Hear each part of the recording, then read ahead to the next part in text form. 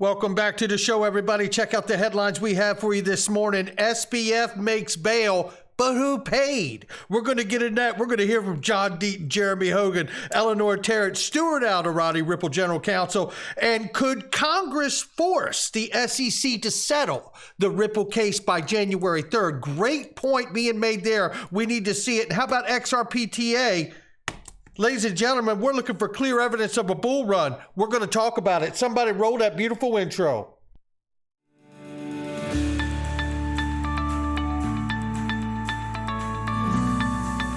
Digital Perspectives with Brad Kimes. Come on in.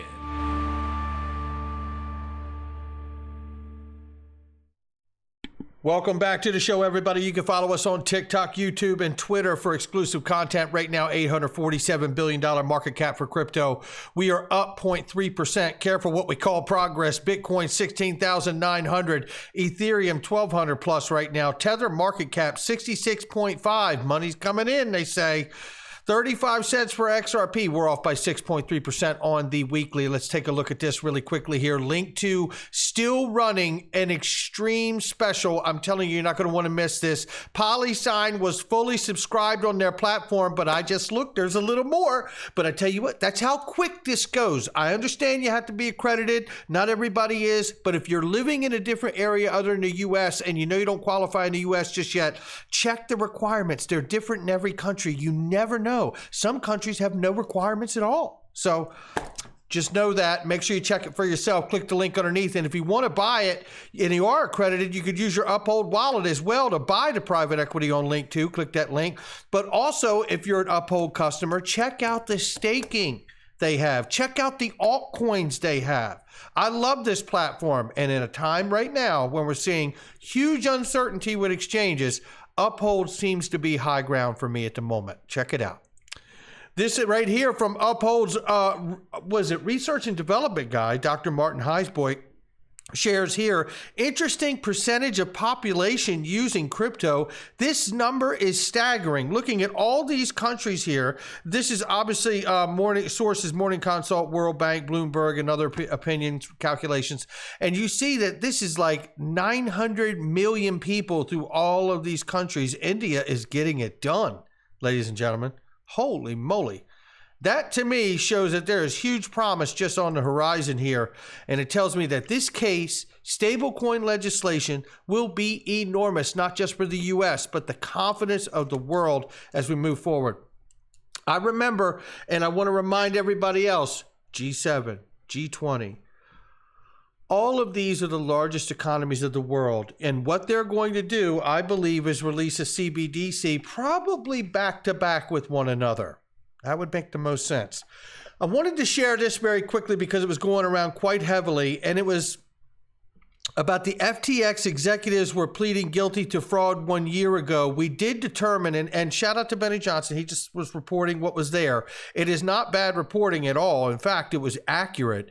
There was a typo in the actual release of the document and the information. It has since been corrected. You can click this link underneath my Twitter profile and see for yourself. But it was a typo, but the information was reported on properly. However, it was not from a year ago. So that's the fix. I just wanted to correct that for the record going forward.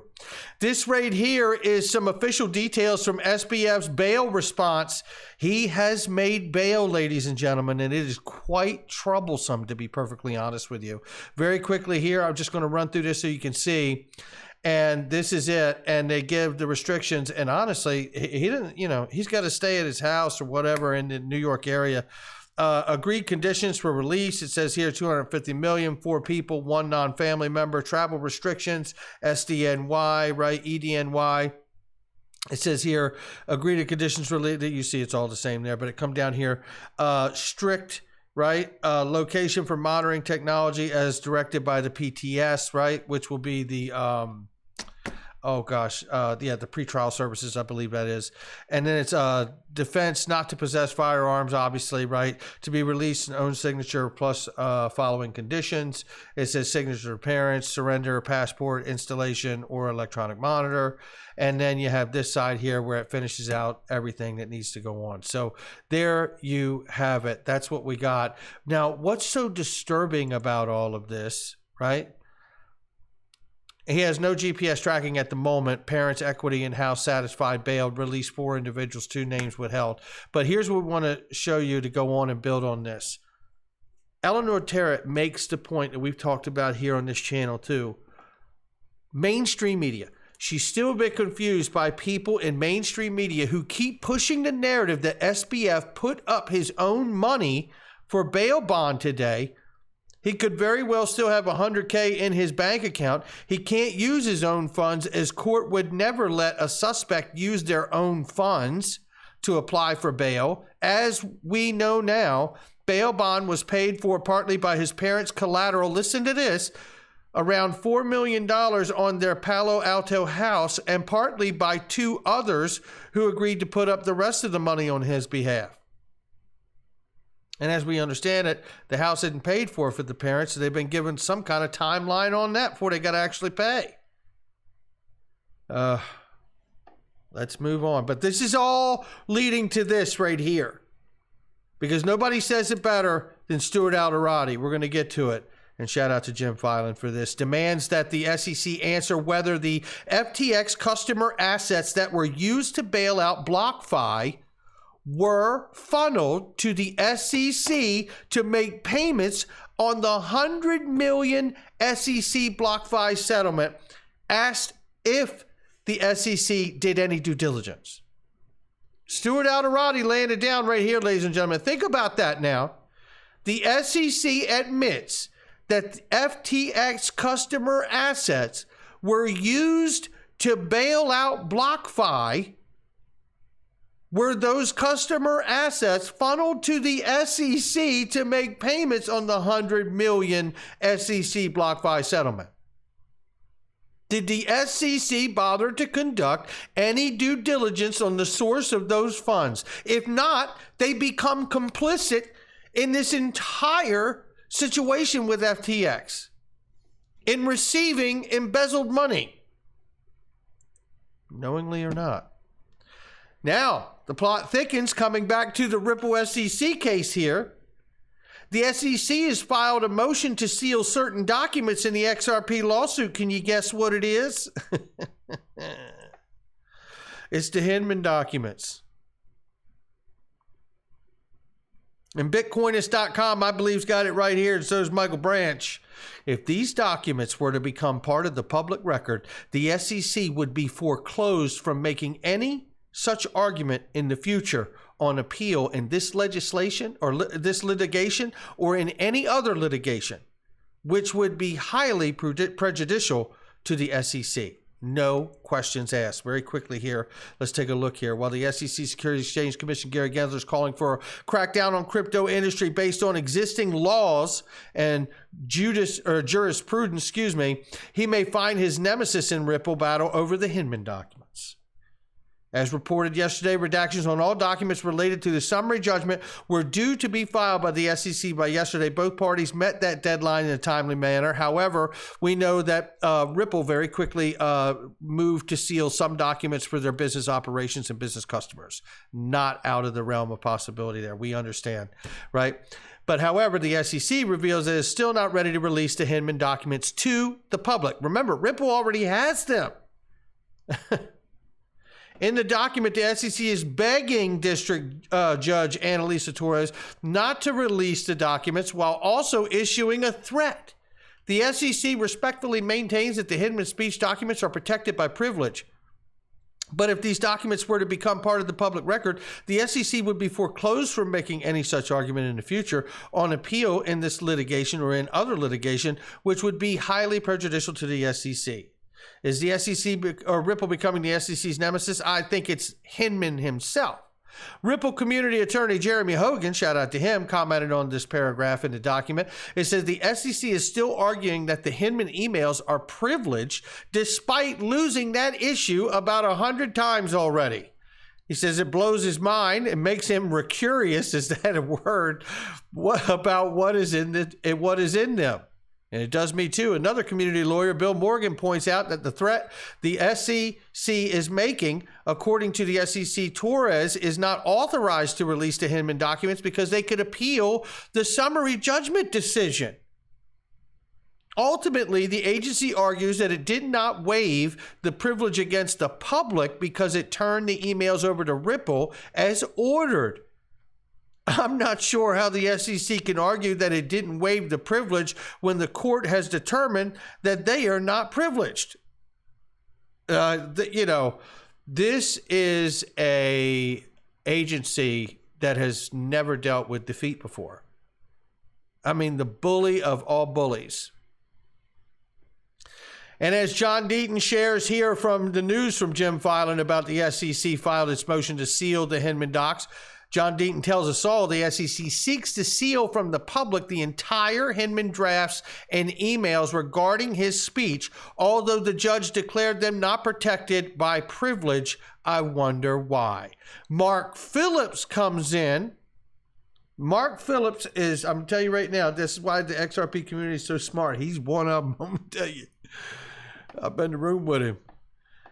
Starting January 3rd, the House Financial Services Committee is primed to subpoena the Hinman emails and other documents and call Gary to testify. If the SEC wants to keep them private, they may want to settle. Tick tock, tick tock. Now this gets real interesting, ladies and gentlemen.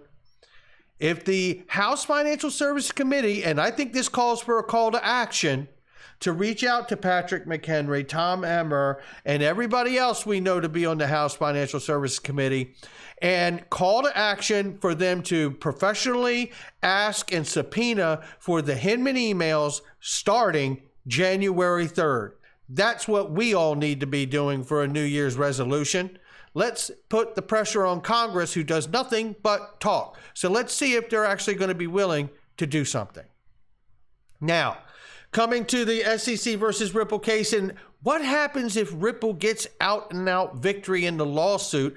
SEC appeals to appellate court. What happens in the interim? Does Ripple have a green light to operate in the U.S. until final decision is made? And we've been talking about that exact same thing right here on this channel. It's such a great post and questions. David Schwartz comes down here and answers back, and he says a big factor will likely be how long the SEC thinks it will be before new laws are passed to regulate cryptocurrencies. If a legal precedent will control industry for decades, that's different from one that's an interpretation of a law that will be irrelevant in a year or two. Really, really, obviously smart answer from David Schwartz. Not too surprising that that's the case, right? But nevertheless, really great. Now listen to this. Bill Morgan retweets it and says that's a good point. And a legislature can pass laws to change case-made law if they don't like a decision, but that law would probably not be retrospective and would not help Ripple if it loses the case. Equally, it wouldn't help the SEC either for prior conduct by crypto projects. So there's a stipulation there. Then John Deaton comes in on that, retweets and says, Ripple CTO proving you don't need 3 years of law school and passing a bar exam to be spot on with a perfect legal analysis. Stuart Rellerati better hope Ripple doesn't start cutting costs and merging job titles. I love it. Shout out to all involved there. That is incredible. Let's take a look at this before we get out of here. What's happening with XRP price, ladies and gentlemen? Is there clear evidence of a bull run coming? I have but to look at the fundamental news and think that something's coming. And we're about to get something very definitive, I believe. not just through the legal case, but I also believe there's a couple ways, many ways that this thing could break, right? Whether they break down the ruling into before there was RippleNet and on-demand liquidity or after, and all the different ways they could break it down, or whether it's a complete win or complete loss, whatever that is.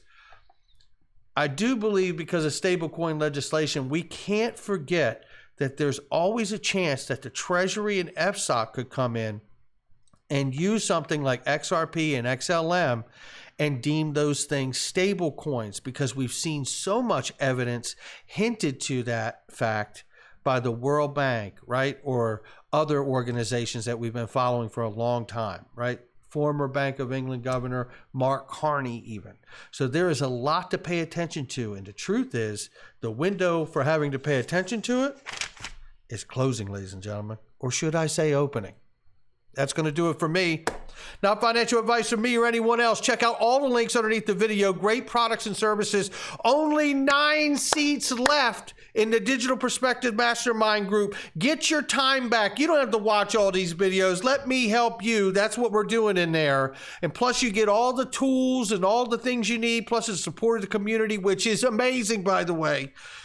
You will see for yourself. Click that link, join. It is a great investment in yourself in this important time that we're in to get ourselves right. We are the next Phoenix Rising. That is for damn sure. Not financial advice from me or anyone else. I'll catch all of you on the next one.